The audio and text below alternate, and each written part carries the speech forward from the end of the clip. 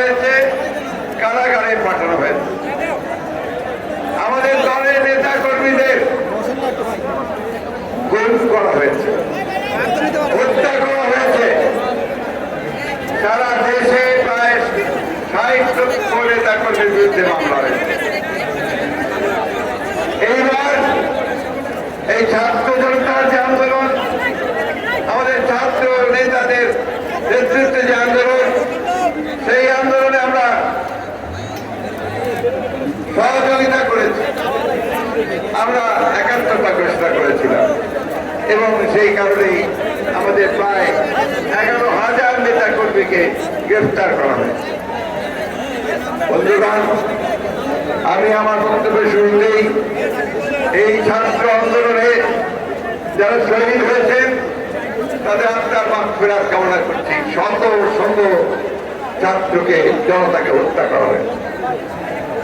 আমি শ্রদ্ধা জানাচ্ছি সেই সমস্ত শহীদদের, যাই ভয়ঙ্কর ফ্যাসিবাদী সরকারের আইন শৃঙ্খলা রক্ষাকারী বাহিনীর পুলিশে নিহত হয়েছেন, যারা আহত হয়েছেন, তাদের প্রতি আমার শ্রদ্ধা, তাদের প্রতি আমার সহানুভূতি জানাচ্ছি। আমি স্মরণ করে এই ছাত্রদের, তারা অতি অল্প সময়ের মধ্যে ছাত্র জনতাকে ঐক্যবদ্ধ করে আজকে এই দেশের মানুষ যে সংগ্রাম লড়াই করছি দীর্ঘদিন ধরে, সেই ভয়াবহ গণতন্ত্র বিনাশী, অর্থনীতি বিনাশী, গণতন্ত্র বিরোধী শক্তি আওয়ামী লীগের অবৈধ সরকারের বিরুদ্ধে এই সরকারকে জনগণের ছাত্র জনতার উত্তারণের সর্বত্র দিয়ে পদত্যাগ করে পালিয়ে যেতে হয়েছে। বন্ধুগণ, আপনাদের সকলের, এ বিজয় ছাত্রদের, এ বিজয় আপনাদের।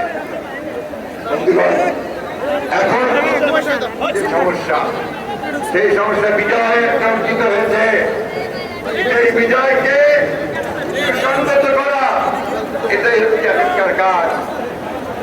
আমি বাংলাদেশ জাতীয় দলের সর্বস্তরের নেতা কর্মীদেরকে বারবার আমরা আহ্বান জানিয়েছি যে আপনারা সবাই শান্ত থাকবেন,